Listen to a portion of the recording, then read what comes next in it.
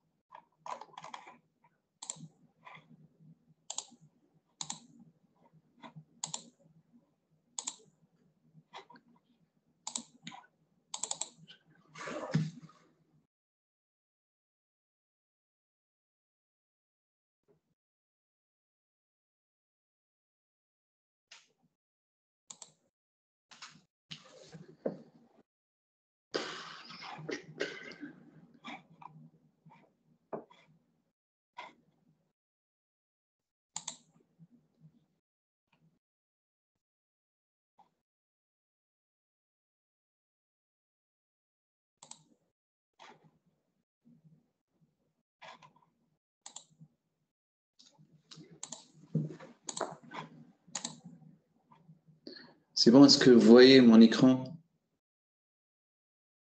Oui, monsieur, c'est bon. Impeccable.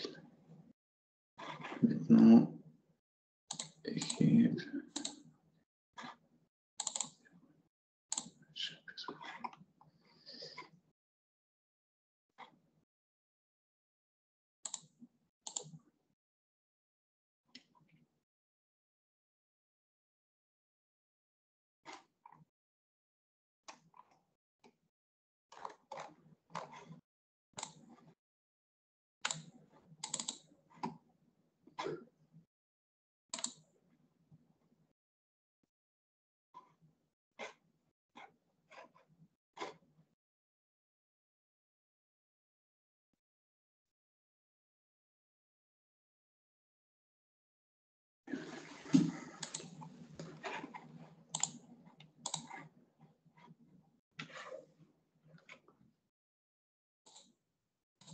C'est bon?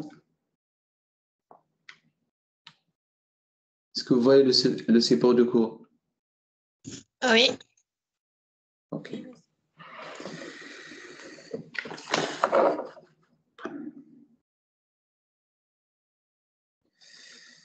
Bon, ce cours s'intitule Économie numérique et veille stratégique. Ça donne quand même une vision globale sur ce qu'on va voir.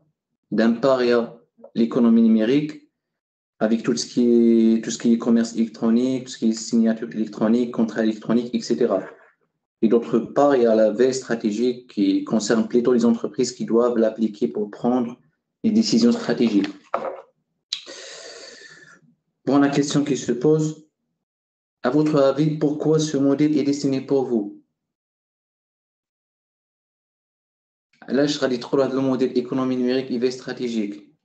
Est-ce que vous aurez une idée? Non.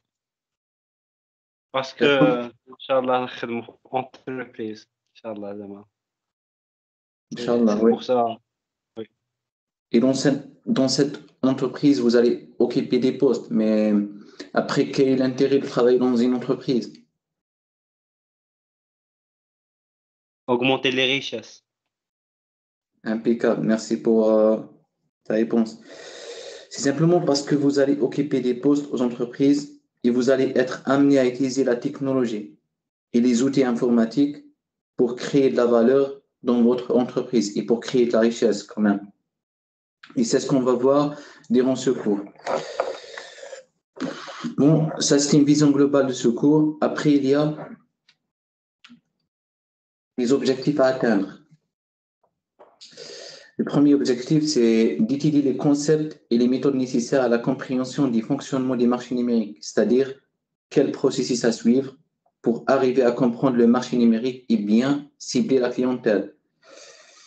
Et non seulement ça, mais aussi une entreprise doit surveiller ses concurrents et anticiper les tendances du marché, parce qu'une entreprise qui n'est pas capable de s'adapter à l'environnement des affaires serait la première à quitter cet environnement. Et c'est le cas de Nokia. Par exemple, l'entreprise Nokia n'est pas flexible et c'est pour ça qu'elle a quitté le marché des affaires le plus tôt possible. Est-ce qu'il y a parmi vous des gens ayant un téléphone Nokia? Non. Je pense que personne n'aura ce téléphone parce que cette entreprise n'a pas su s'adapter aux différents changements des marchés. Et pour le deuxième objectif, c'est d'aborder les outils informatiques utilisés pour la collecte, l'analyse et l'exploitation de l'information dans les choix stratégiques des entreprises. Bon, au XXe siècle, tout truc est centré autour de l'information, c'est-à-dire l'information et la donnée est devenue de l'or noir. Et par exemple, si on prend par exemple la panne de Facebook et ses services, Facebook, Instagram, WhatsApp, qui a duré environ 7 heures, 6 heures, et qui ont fait vraiment une perte d'un chiffre d'affaires énorme. Et vous savez pourquoi? Parce que ces services sont tous basés sur nos données et sur l'analyse des informations. C'est pour ça cette perte énorme de chiffre d'affaires. Et finalement, le dernier objectif. Pardon? 7 milliards de dollars. Oui, parce que toute chose est centrée sur nos données personnelles, sinon ils ne peuvent rien faire. Après, le dernier objectif, c'est de comprendre les enjeux stratégiques appliqués dans le secteur numérique. C'est bon pour les objectifs. Introduction. Dans un premier temps, on va aborder le premier concept et la première partie de ce cours qui représente l'économie numérique.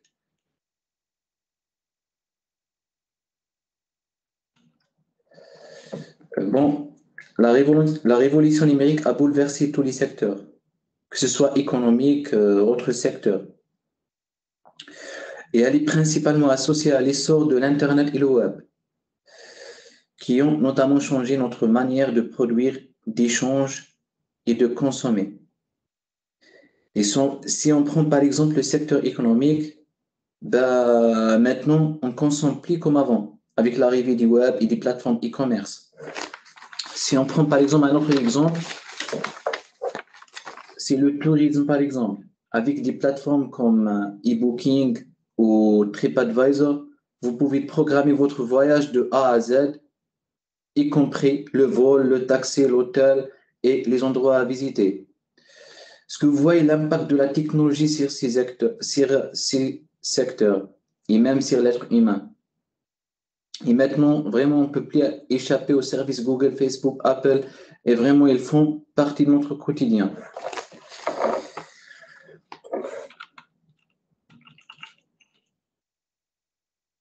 Comme je vous ai déjà dit, l'ensemble de l'économie est désormais converti au numérique.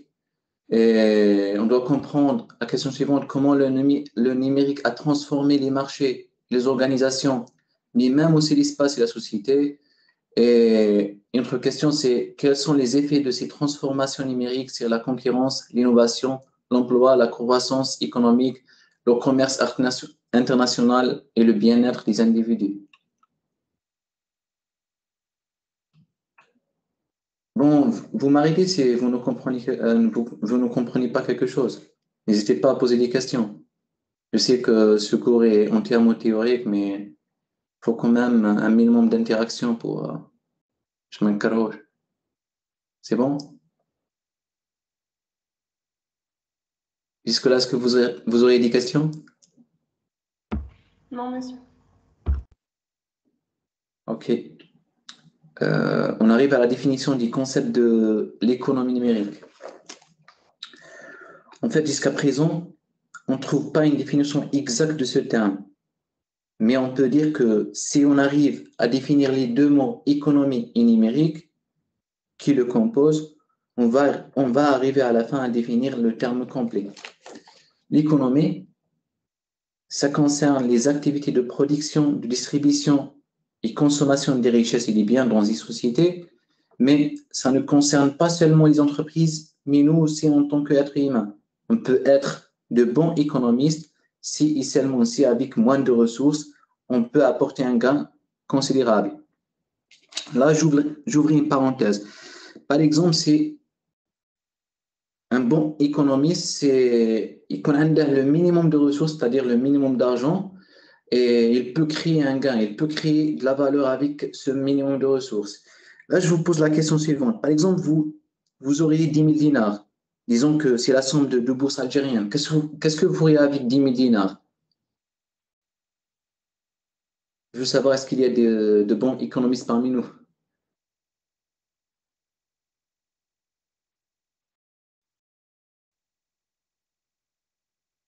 Est-ce que vous avez compris la question? Oui, oui, monsieur. Alors, qu'est-ce que vous feriez avec, Non, monsieur. qu'est-ce que vous feriez avec 10 000 dinars? Si on prend en considération le contexte informatique, si on prend en considération que vous êtes des informaticiens, je te dire 10 000 dinars.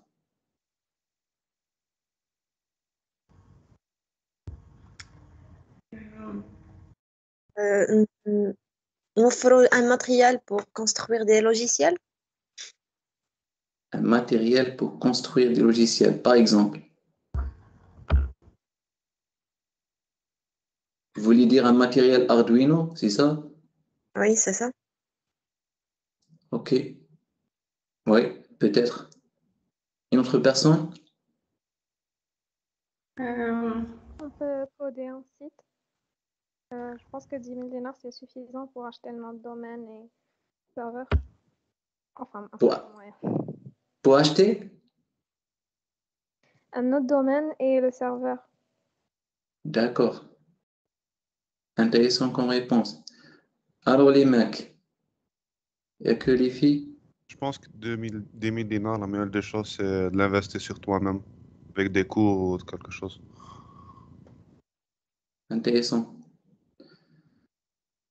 Bon, avec 10 000 dinars, c'est pas un chiffre assez énorme, mais تقدر تبدل le disque dur HDD نتاعك تردو SSD pour gagner en termes de productivité quand même. تقدر aussi تشري une carte de visa Paysera par exemple et après تعمرها باش تشري du cours I2000 par exemple et باش تعلم pas mal de cours. Voilà ce que vous pourriez faire avec 10 000 dinars. Possible aussi faire des cours en ligne, payés. Pardon? Pardon? Même si on peut faire des cours en ligne payants, c'est-à-dire pour obtenir un niveau. Oui, oui, c'est ça.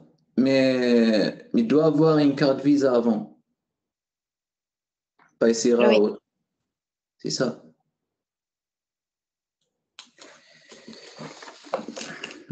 ماشي ديروا journée inoubliable.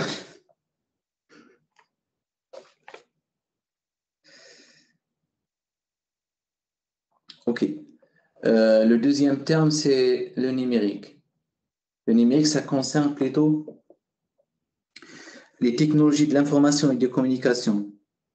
Et en effet, ça concerne tout ce qui est nécessaire pour communiquer, d'accéder aux sources d'information, de stocker, de manipuler, de produire et de transmettre l'information sous différentes formes, que ce soit texte, musique, son.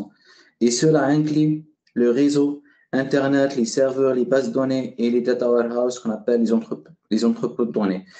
Alors, on arrive à définir le terme complet, c'est l'économie numérique, c'est l'ensemble des activités économiques créatrices de valeur et d'emploi et qui sont relatives aux technologies d'information et de communication, c'est-à-dire qui sont activées par des plateformes et des infrastructures numériques. Est-ce que c'est bon jusque-là?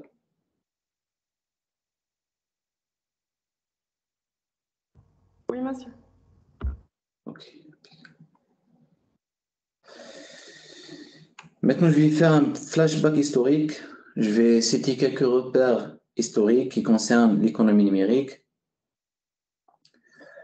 Il faut savoir que l'économie, en termes généraux, s'est développée au fil du temps, avec le développement des moyens de communication.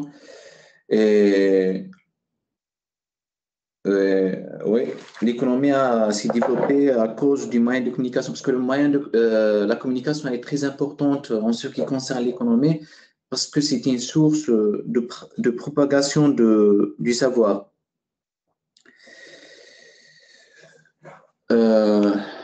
Donc, la première innovation en termes de communication, c'était l'écriture mésopotamique. تعرفوا l'écriture mésopotamique?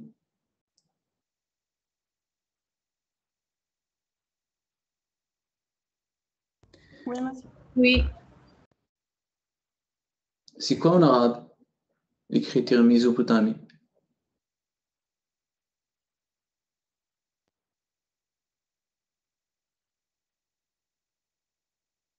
Ça s'appelle comment en arabe? كتابة على الأحجار الصخور. Oui, c'est ça. Kitab al-Mismariya.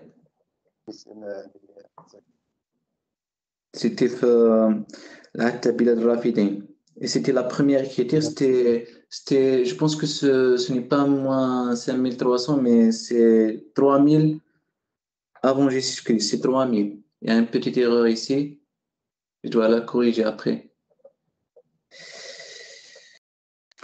Et cette écriture a été motivée par le besoin de communication et le calcul de sacs de grains. Après, comme le besoin humain se développe de plus en plus, il était indispensable d'inventer la première imprimante par le père de l'imprimerie moderne, c'est Gutenberg. À cette époque, les livres étaient très rares. Et Jade, M. Gutenberg, il a une idée simple, mais qui était assez efficace.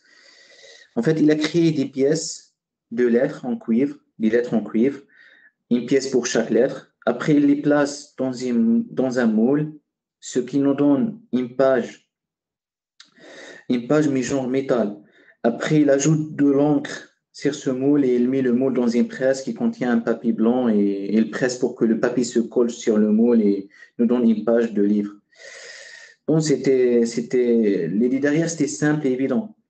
Mais le problème, c'est que M. Gutenberg, même avec cette invention, il était mort pauvre. Miskin. Après, il était le temps de rêver grand, le temps de dream big avec l'invention des premiers téléphones en Europe. En fait, c'est pas Graham Bell, le premier qui a créé un téléphone, mais c'était avant lui, mais c'est Graham Bell qui a breveté son travail. Et après, les téléphones il y a eu l'arrivée du premier ordinateur en 1940 aux États-Unis. Monsieur, comment l'éducation fait une évolution dans l'économie? C'est comment ça est-ce qu'il y a une Là, je parle de la communication, comment les moyens de communication ont été développés. Et la communication, elle est en relation avec l'économie. Si on est... Oui, c'est quoi l'impact? Oui, L'impact oui, de la communication sur l'économie. de la communication, c'est l'économie. Oui. On peut pas avoir une très bonne économie sans communication. Un exemple, oui. Imagine maintenant أنا عندي قدام و tu veux acheter un produit mais ما عندكش un moyen de communication باش تعرف les produits اللي راهم في d'autres pays. Mais tu dois te déplacer pour savoir quels sont les produits là avec l'autre pays. Mais maintenant, avec les moyens de communication, avec le web, avec tout, تقدر من بلاصتك تعرف quels sont les nouveaux produits, quelles sont les nouvelles tendances, etc. Et donc, elle oblige de mettre un prix fixe sur les produits parce que مش كل واحد يزيد كما هي. C'est Un prix. زيد حتى كومبي ناخذ Oui, مع oui, المنافس. ouais. Ça, Oui, oui, oui, oui, oui, tout oui. à fait, oui. On continue. كنا مع l'ordinateur. Bon, à la suite de l'ordinateur, il y avait Internet avec sa première apparition sous le nom de ARPANET en 1969, mais c'était prévu pour le secteur militaire. Mais après, en 86, l'Internet a été mis au service du grand public. Et par la suite, il y a eu l'arrivée du Web 1.0 en 1991. Il y avait quoi en 1991? Ça vous dit quelque chose, cette date?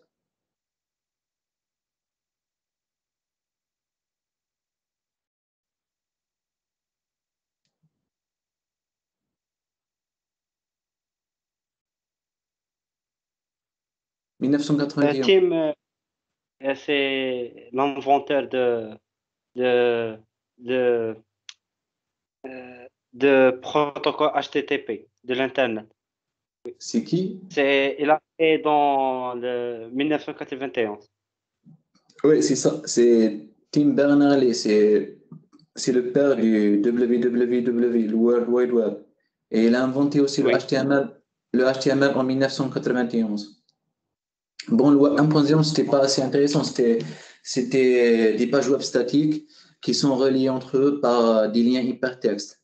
Et le premier site web créé par Tim Berners-Lee, il est disponible sur Internet. Vous pouvez le consulter après. Et pour CERN, اسمه معامل النووي هذا اللي تحت الأرض.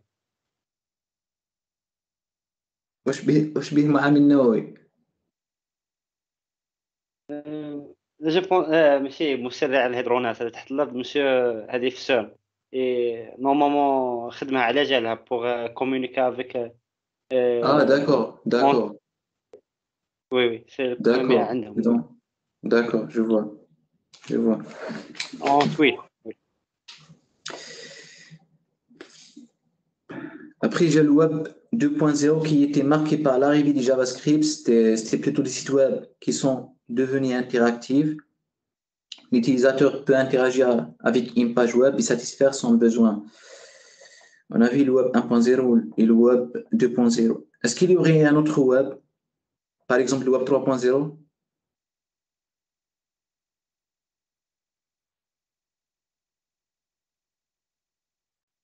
Est-ce que vous aurez une idée sur le Web 3.0?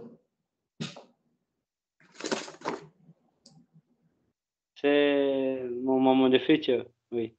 Oui, c'est Of things. Oui, c'est le futur proche du Web 2.0. Dans cette web, on va présenter la donnée sous un format sémantique et du coup, la machine peut comprendre ces données. En fait, l'idée derrière, c'est de profiter de l'Internet des objets, IoT, et aussi de l'intelligence artificielle. Je vous donne un exemple. Imagine, vous voulez acheter un produit et vous êtes en train de chercher ce produit dans une ville, par exemple. Et alors, le fait de passer sur un détecteur facial, genre caméra qui peut détecter ton visage, il est fort possible qu'après 5 secondes, 10 secondes, que vous recevez une notification disant que si vous cherchez ce produit, vous pouvez vérifier chez ce magasin et il vous indique la localisation. Comment il a su ça? En utilisant simplement l'Internet des objets et l'intelligence artificielle pour te recommander ce magasin. Voilà le Web 3.0. C'est assez intéressant.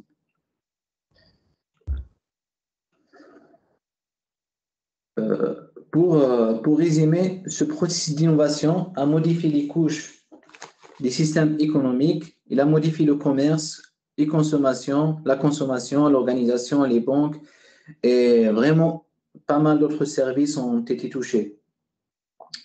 Il a aussi multiplié les services, par exemple Uber. Il a touché même notre manière de se déplacer. Le problème, c'est que le problème qui se pose, qu'il faut assez de conscience pour intégrer ces services.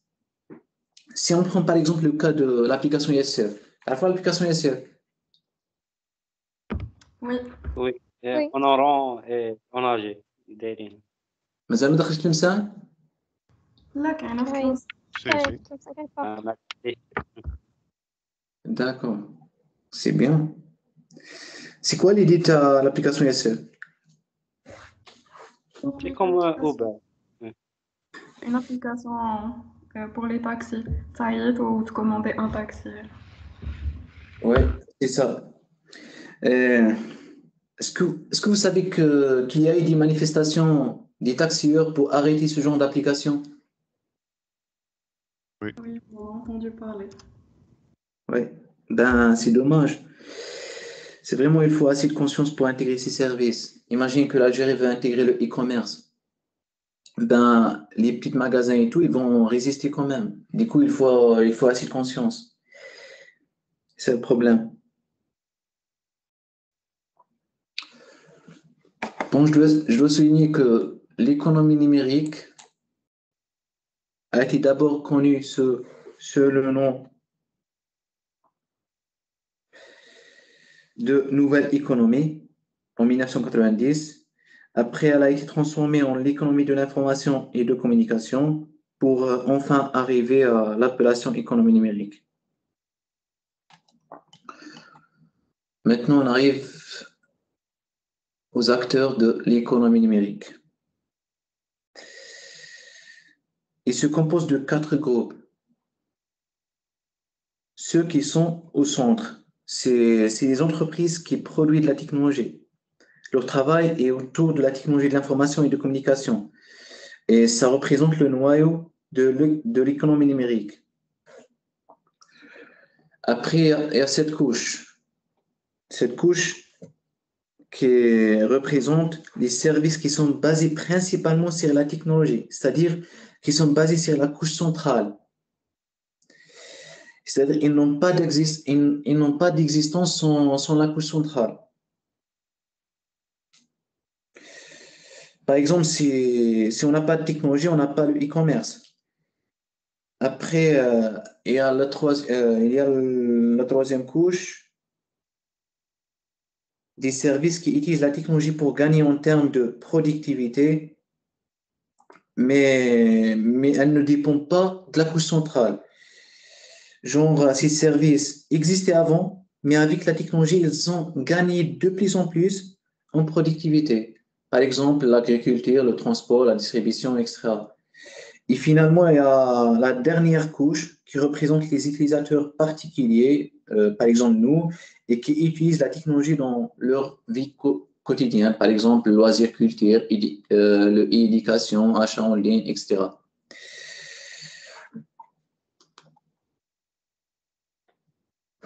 Est-ce que ça va jusque-là? Oui, monsieur. Si vous avez des questions, n'hésitez pas.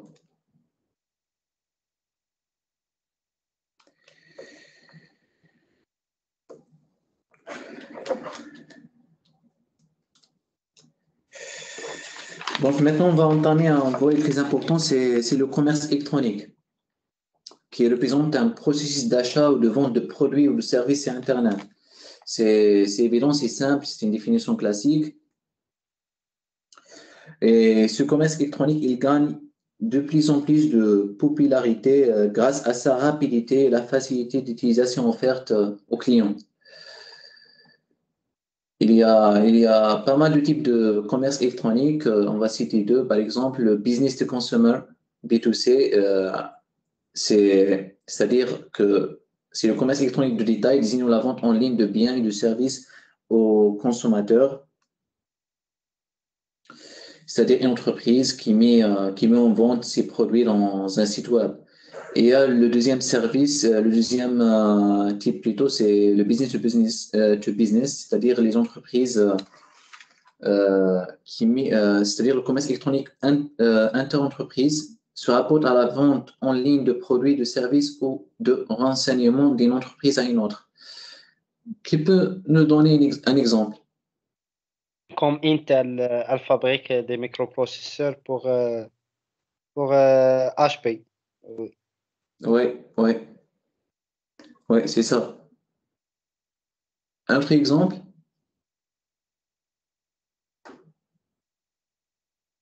Mediatek, elle fabrique des microprocesseurs pour Redmi. Oui, Redmi. Xiaomi. Yeah. Intéressant. Merci. Et la question maintenant, est-ce qu'il n'y aurait pas d'autres types? Est-ce qu'il y a que business to consumer ou business to business? Customer to customer. Customer to customer, par exemple? بكري هذه المقايضة. Par exemple, Non, on parle du commerce électronique maintenant. par exemple, d'accord. les sites qui m'envoient des consommateurs acheter des produits après à des bureaux. Oui, c'est ça. Customer to customer. Un client a un produit, il en vente, à chez un autre client. Le cas en France ici, c'est le Bon Coin, par exemple, ou autre. Est-ce qu'il y aurait un autre type de commerce électronique que le consumer to consumer? Consumer to business. Consumer to business, par exemple. Par exemple, je sais pas, par exemple des entreprises يخدموا في يبيعوا صوالح تاع la collection ou un client يبيع لهم هيدا صوالح قدام. Ah ouais, ça existe, ça existe genre. Ok. Monsieur, maman في الريسيكلاج هذوك تاع ماما زعما لي جوزين تاع الريسيكلاج comme ça. Mais je parle dans un contexte de commerce électronique, tu vois, dans un contexte de site web. Oui. Quel autre type, c'est... Oui, c'est bon. Allez-y. Acheter un service dans un site ou acheter un domaine. Ça veut dire B2C. Oui. Je pense... Il y a d'autres types, par exemple, gouvernement to consumer.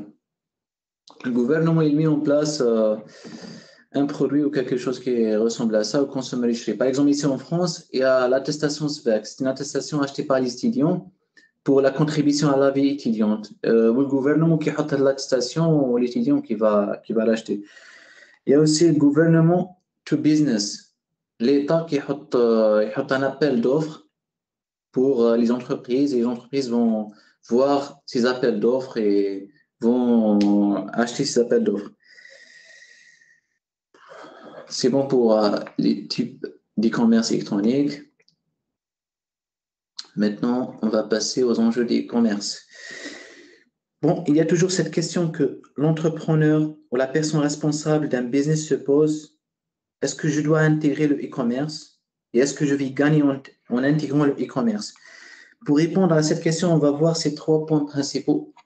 La stratégie d'intégration des e-commerce, les principes à respecter, les facteurs clés du succès et finalement l'avantage et les inconvénients du e-commerce pour l'entreprise et ses clients.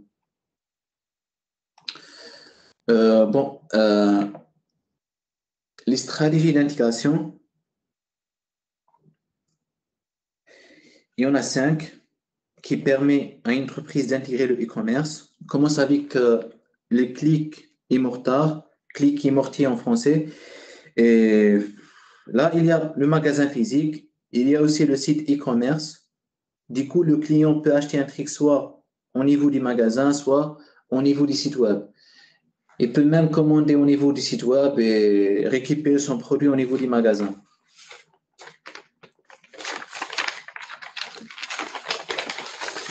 Le deuxième type, c'est la vitrine commerciale. C'est un site web statique qui représente votre magasin avec des simples HTML, CSS, JavaScript. Bon, ça tend à être obsolète parce que ça représente le début du e-commerce. Et je pense que c'est bon, il y a plus de site vitrine parce que plus ce n'est pas coûteux. Même un non-informaticien peut construire ce genre de site web avec un simple WordPress. Tu peux construire ce genre de site web en 5 minutes, 10 minutes.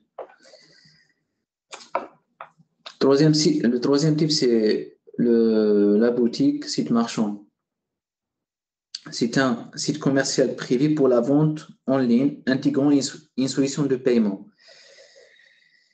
C'est-à-dire avec un site web, avec une solution de paiement, avec des produits. Quelle est la différence entre cette stratégie d'intégration et la première? Entre un boutique qui clique un moteur. La solution de paiement تخلص par internet هو يجيك حتى للدار. Même في clique un moteur, il y a la solution de paiement. Les deux ont la solution de paiement. Mais le click and mortar, quel est le magasin? Quelle est l'existence physique de le magasin? Mais la boutique, a le site web commercial. Mais quelle est l'existence physique de le magasin? C'est ça la différence. Donc, le boutique, il a des relations avec plusieurs magasins. Peut-être. Dans quel type? Comme Jumia, je pense. Jumia, c'est. Oui, Jumia, je pense que. Commercial industriel, plaisance, oui. Jumia, je pense que c'est dans la galerie en ligne. Jumia, c'est avec plusieurs magasins et les produits internes. Jumia, c'est ça. Oui, oui. C'est comme le. Jumia, c'est comme Amazon. D'accord, oui. Ou c'est AliExpress. Oui, AliExpress aussi.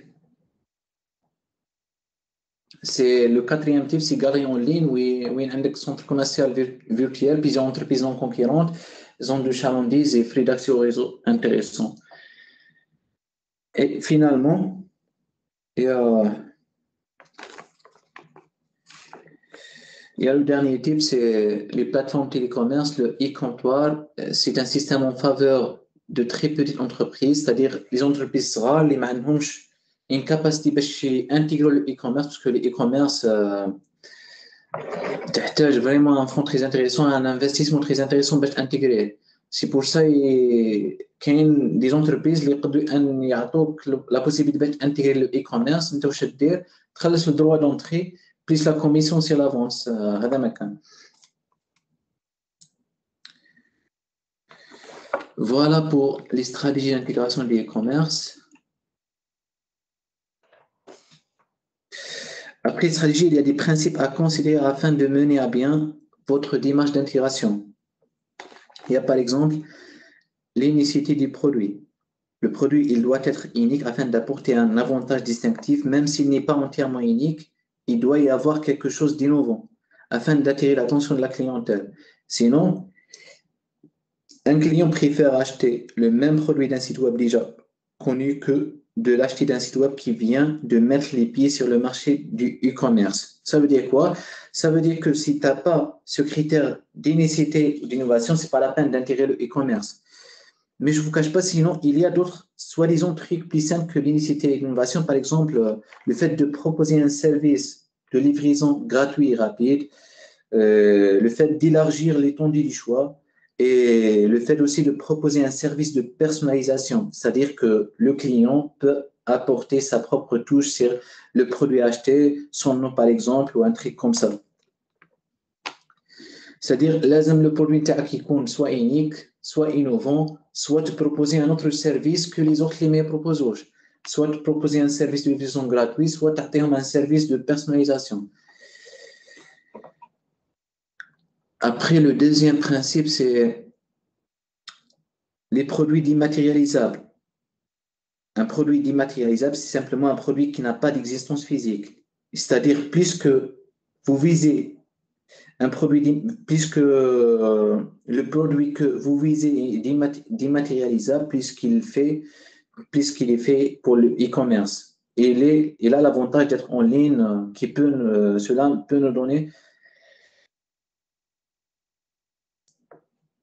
Comme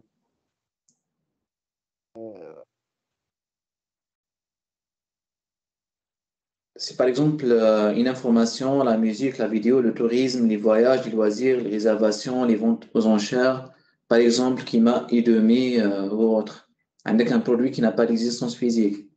Ces produits qui n'ont pas d'existence physique ont plus d'avantages que les autres.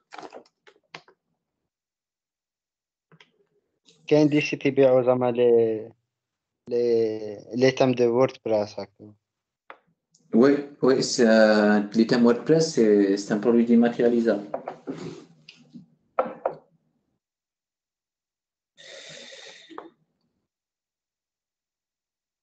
Après, enfin, pour s'introduire dans le domaine de e-commerce, il faut quand même un fonds important et un investissement suffisant. Il faut toujours alimenter votre stockage et n'hésitez surtout pas à proposer des promotions. Ça va, est-ce que là? Oui, monsieur. Oui. Bon, à la base, il faut respecter ces principes cités, mais aussi il y a des facteurs à prendre en compte pour réussir. Tout d'abord, il faut proposer un catalogue complet. Il ne faut surtout pas que le client arrive à un point où il veut valider sa commande, mais on n'a pas assez de quantité en stock. De cette façon, tu vas vraiment perdre vos clients. Il faut toujours alimenter vos dépôts et vos bases de données. Il faut même prédire ça avant. Et c'est la même chose pour la boutique traditionnelle. Si on entre dans un magasin et on ne trouve pas assez de produits, ben logiquement, on ne va pas acheter de ce magasin. Un autre facteur clé, c'est le fait de rassurer ce client. Pour que le client fasse sa commande sur un site, il faut avoir quand même un certain degré de confiance et cela est assuré par la confidentialité de ces informations personnelles et aussi la mise en place d'un système de paiement sécurisé. Pour le paiement online sécurisé, je pense qu'il y a des standards qui mettent en place des services de vérification de paiement. Après, le troisième facteur, c'est le site ergonomique, qui est un facteur très important et qui nous concerne, nous, en tant qu'informaticiens. Pour ce critère, il faut respecter des choses. Par exemple, il faut avoir un design graphique soi-disant agréable, pas beaucoup de couleurs, une adaptabilité aux différents écrans et aux différents navigateurs. Et il faut que votre site web doit être aussi efficace, c'est-à-dire le client ne doit pas prendre beaucoup de temps pour réaliser un achat. Comme vous savez tous, l'être humain est très exigeant et très pressé. Un autre facteur, c'est le fait de fidéliser votre clientèle. Et si cette politique est bien mise en place, vos clients ne vous quitteront jamais. Et il faut proposer à chaque fois des promotions. Il y a aussi un système de pointage qui est mis en place récemment. Il dit que si vous arrivez à en tant que client, si on arrive à un certain nombre de points, à accumuler un certain nombre de points, vous auriez un cadeau. Et cela en termes de vos achats. Ça incite notamment le client à acheter de plus en plus des produits. Un autre point, c'est la publicité en ligne. Là, vous avez plusieurs choix, des bandeaux. Par exemple, des bandeaux publicitaires ou des vidéos, etc. Mais tout ça, il doit contenir un message clair et attirant et surtout bien cibler ta clientèle. Il faut quand même qu'il traite une vidéo de ta publicité, il faut qu'il contienne un message très clair, un message qui va inciter le client à acheter.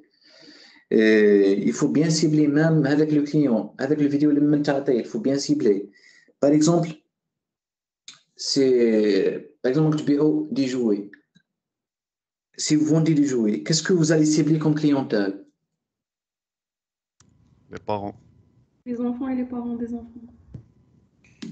Les parents, surtout. Le père ou la mère. Le père. La mère.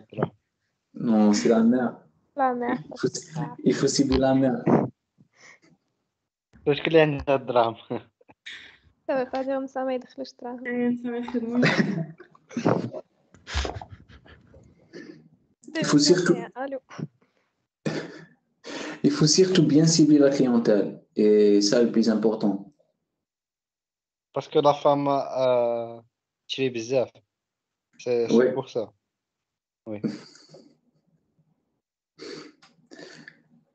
Non, c'est parce que la mère elle a plus d'affection pour son enfant que le père, c'est ça.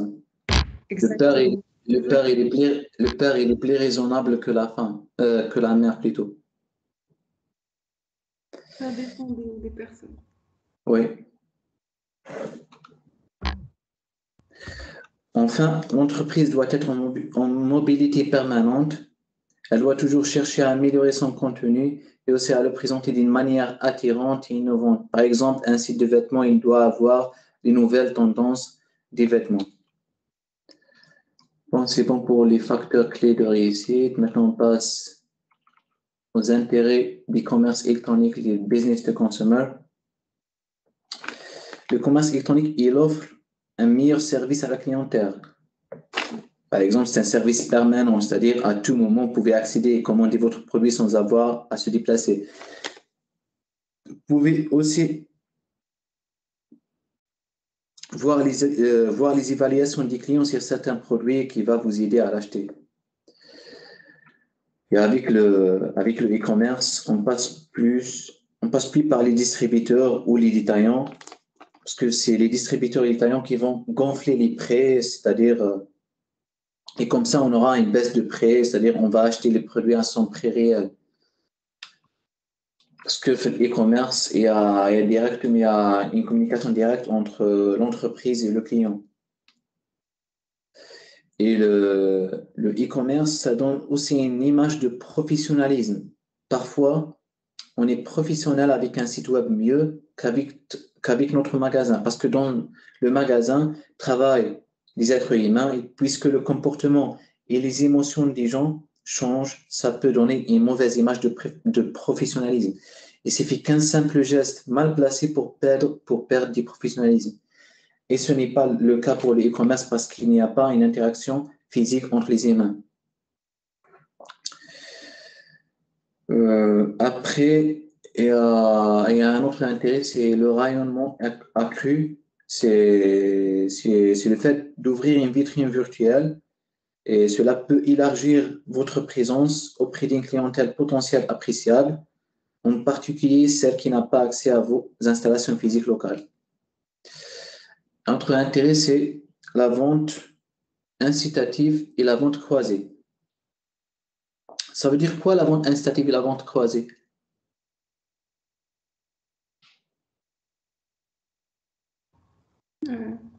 Le marketing forcé, genre on oblige, enfin à travers des pubs et tout ça, on oblige les gens, on leur fait sentir le besoin d'acheter. C'est pas tout à fait ça, mais vous êtes proche. En fait, la vente croisée, elle consiste à offrir aux clients des produits supplémentaires en conformité d'un achat. Par exemple, tu fais un truc et il te propose un autre produit supplémentaire à ce truc-là. Par exemple, tu fais une entreprise, par exemple, et te propose notre exemple, par exemple.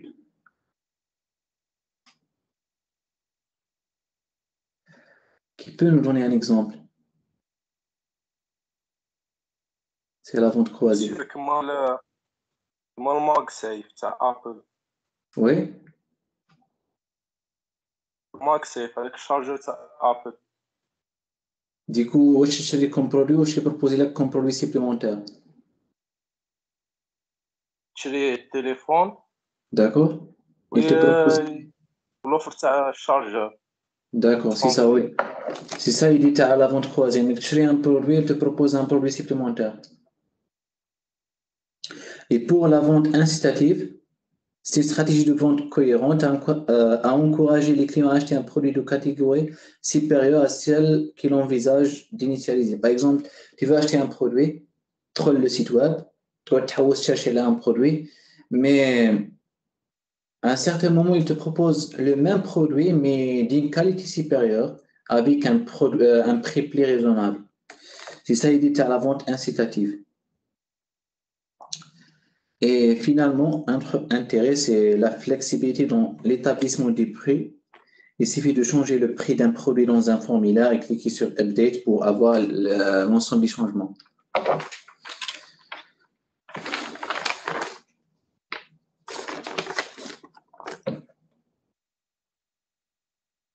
OK. Mais la question qui se pose, pourquoi je vous parle de ces intérêts et de ces facteurs?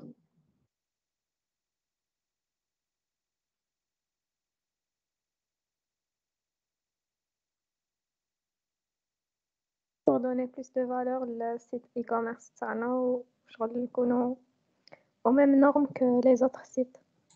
Oui. Même par exemple, après, je dis la vente incitative et la vente croisée, tu as des algorithmes de recommandation. Et en tant qu'informaticien, لازم تكون تعرف هذول les algorithmes. تحتاج manipuler. Pardon? L'intelligence artificielle fait cela. Oui. Soit l'intelligence artificielle, soit l'analyse de données de votre clientèle pour arriver à une décision et pour lui recommander des produits. Monsieur, le data science, c'est le domaine qui étudie ça, je pense. Data science, c'est plus large que ça. Ça regroupe pas mal de domaines. Maintenant, c'est le temps de voir les intérêts du commerce électronique business to business. Le premier intérêt, c'est d'automatiser le processus d'achat de fourniture. Imaginons une entreprise qui a besoin d'une certaine matière première pour établir son travail. Du coup, ce n'est plus le processus traditionnel de faire une demande et d'attendre un devis extra. Il suffit de faire votre commande en ligne. Et en plus, vous aurez un modèle de caractéristiques et cela va aider l'entreprise à gagner en termes de temps et de productivité. Deuxième intérêt, c'est la relation directe avec les fournisseurs, c'est-à-dire pas d'intermédiaire. Du coup, l'entreprise, elle va acheter le produit à son prix initial. Un autre avantage, c'est la vente de produits ou services à de nouveaux fournisseurs, c'est-à-dire une entreprise, si elle n'est pas contente d'un fournisseur, elle peut facilement switcher vers un autre et elle trouvera facilement et rapidement un autre. Et finalement, le dernier avantage, c'est une meilleure exploitation de la présence web clientèle d'affaires. Avec le web, une entreprise peut facilement élargir son étendue et trouver d'autres entreprises qui sont intéressées à son business. Genre, le web permet d'augmenter la visibilité de certaines entreprises. On arrive au diapo final pour aujourd'hui, c'est les inconvénients du commerce électronique. Le premier inconvénient, c'est l'incertitude et le manque de confiance autour de la sécurisation du moyen de paiement. Ça, c'est pour l'entreprise. Parce qu'il y a toujours ce problème de manque de confiance. Deuxième problème, c'est qu'il y a toujours une résistance qui est en relation avec la destruction d'emplois. Il y a toujours, par exemple, des grossistes et des distributeurs qui vont résister contre le e-commerce. Et ça peut influencer l'entreprise, ça peut donner une perte de chiffre d'affaires importante. Et pour le client, il y a toujours un inconvénient, c'est le postage informatique à partir des cookies. Ça veut dire quoi, les cookies?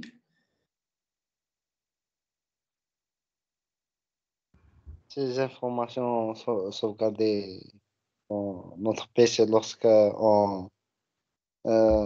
on, on fait la navigation dans le web. C'est les informations supplémentaires. Oui, c'est ça. Oui, tout à fait, c'est ça.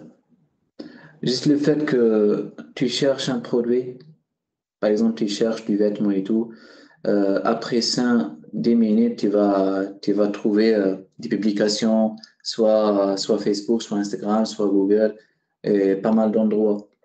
Tu seras vraiment bombardé par les publications. Un autre J'ai inconvénient, regardé un vidéo, monsieur, il a واحد دار ان اكسبيريونس كان يهضر مسيو في زعما قدام هو جامي يهضر على زعما لي شيان في حياته زعما يبدا يهضر قدام كيسموه البيسي بورتاب تاعه على لي شيان غير يهضر زعما الميكروفون تاعه سما راه يخدم d'accord. يوم تما جاوه في جوجل لي بوبليسيتي على الشيان ديريكت ما با اون Ah, سكوند il faut penser à cacher votre caméra du PC. اه وي il faut واعره بس Après, un autre inconvénient, c'est l'insécurité du paiement et parfois le cybermarchand qui vend le produit est malhonnête. Parfois, mais que le produit et tu vas contacter le cybermarchand, tu lui dis voilà, j'ai pas reçu le produit, va pas te rendre ton argent. Tu trouves ces cas-là. Un autre inconvénient, c'est le manque de relations humaines. Bon, l'inconvénient à le manque de relations humaines, c'est en général, c'est en relation avec la technologie. On perd de plus en plus de relations humaines. Mais avec le e-commerce, il y a les personnes plus âgées qui préfèrent les relations humaines, qui préfèrent être en contact avec le vendeur et lui poser des questions sur ses vêtements et tout. Après, il y a le manque de contact avec le produit. Bien sûr, Maradi chauffe le produit que le produit virtuel, Maradi contacter. Sinon, il faut bien voir les caractéristiques du produit. Parfois les dimensions mais qu'on cherche. Peut-être commander un produit qu'on avec une certaine dimension, c'est un produit d'autre. Et finalement, il y a le délai et tarif de livraison, le coût des appels téléphoniques et difficultés de recours. Parfois, il y a difficulté de produit intact. Et c'est bon pour aujourd'hui. Est-ce que vous aurez des questions?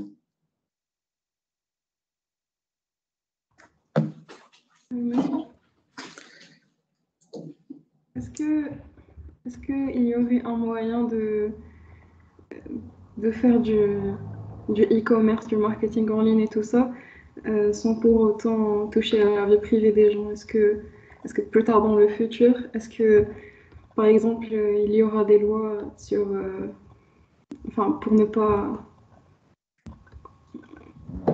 Bon, Je sais pas si vous avez compris ma question. Ouais, ça, c'est le grand débat. Je pense pas qu'il y aura un moyen pour faire ça. C'est très difficile. Parce que tout est centré autour des données. C'est bon, les données, c'est bon. Il y a eu des... Pardon? Oui?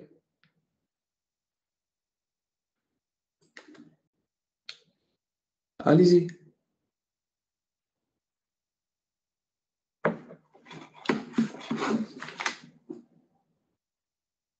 شو راهم مسيو لي دوني تاعنا مسيو زعما هذيك اللي يقولوا لنا على زعما اللي ما غاديش يبيعوهم ويديروهم غير مسيو غير الكذب هذا Oui. كوم Tout à fait d'accord. كوم Oui. فيسبوك كامبريدج اناليتيكا هذه اللي داروها اللي باعوا Les لي élections. انفورماسيون Oui. وي Les élections présidentielles, oui. Les données, maintenant. C'est normal. Il t'offre un service gratuit, mais c'est toi le produit, c'est ça? Oui. Il t'offre Facebook gratuitement, mais c'est toi le produit. Monsieur, dans le point avec manque de contact avec le produit, j'ai pas compris ça. parce que pour l'interaction en ligne, Oui. tu vas pas contacter le produit. Parfois, tu achètes un produit وتحسب باللي هذاك هو البرودوي اللي راك تحوس عليه mais c'est pas la même dimension اللي راهم حاطينها في l'image. C'est une autre dimension. Sinon, il faut bien lire les caractéristiques du produit. Oui. Monsieur, il y a client experience, comme c'est un logiciel d'Oracle, c'est Oracle CX. C'est un logiciel qui est basé sur l'expérience de l'utilisateur, du client. Oui. Monsieur, il offre des moyens de contact pour savoir est-ce que vous, vous vraiment vous barrez تشري اسمه هذا برودوي ولا monsieur فهمتني monsieur Oui, فهمتك, oui. monsieur زعما Personnellement, je connais pas ce logiciel, mais je pense que l'expérience utilisateur pour le site ergonomique. ah oui pour acheter une nouvelle fois oui هذا زعما le but تاع هذا oui Oui. زعما l'expérience تكون مليحة باش عاد تشري من بعد parfois même يحسبوا le nombre de clics على كاش عفسة وصارت لنا pas mal de fois كي نبغوا ريزيرفوا un billet d'avion تكليكي عليه pas mal de fois la prochaine fois تمشي تحوس على هذاك البي دافيون ما تلقاش لي ميم بري تلقى ان بري واحد اخر تلقى ان بري عالي لهذاك البري يشوفوا اسكو زعما كنت كومباري مع ما تصيرهاش كيف وي يحسبوا لو نومبر دو كليك على هذاك على ان برودوي دوني كيشوفوا بلي لي جون سون بليز انتريسي على هذاك البرودوي يطلعوا لو بري تاعه لو نومبر دو كليك الوقت اللي قعدت فيه هذاك البرودوي اوسي وي اوسي لو طون وي tout à fait.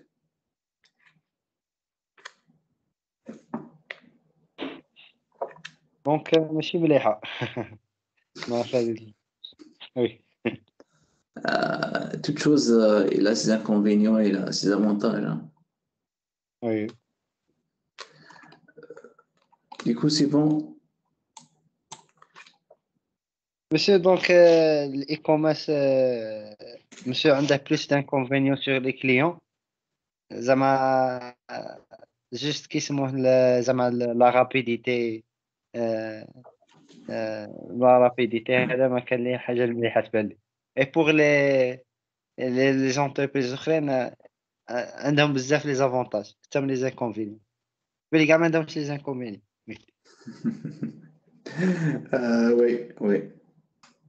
Oui. Après, qui m'a dit il y a une certaine facilité. Hein. Mais tu te déplacer باش تشري une chose. Parfois, تحتاج un produit de la Chine, mais tu te déplacer de la Chine et c'est fait تشوف AliExpress avec le produit et tu vas équiper ce produit. Monsieur, je pense qu'il faut plus de lois زعما تاع الgouvernement pour ينحيو هذه l'exploitation تاع les clients. هذا تاع هذا les entreprises على les clients. Il faut des lois mondiales, mais pas juste un gouvernement تحطهم. Parce que monsieur زعما لا قاعد كيما الهاك monsieur طاي درك يولي عندهم كونترول كبير. Oui. Le problème, c'est que les entreprises, c'est eux qui gèrent le monde. C'est le problème. Du coup, je te dis. Monsieur, comme le conflit اللي صرا في فنزويلا هذه عام ولا عامين monsieur زعما كان يشوفوا زعما اللي يديروا لي زاناليز هذا الصوالح صابوا لي ايلون ماسك هو اللي كان سبب فيها عرفت كيسموه فنزويلا عندهم بزاف كيسموه ليثيوم زعما بوغ كيسموه باش يزيدوا هذوك تاع لي باتري باش يخدموهم لي باتري تاع الوطن مسيو كان كونفلي تاع بوليتيك كان سببه ايلون ماسك وكان زعما مخلص عليه وي Donc, il gère le monde. Oui. Ok, c'est fini pour aujourd'hui. Rendez-vous la semaine prochaine, Inch'Allah. Bonne journée, les gars. Au revoir, monsieur. Merci.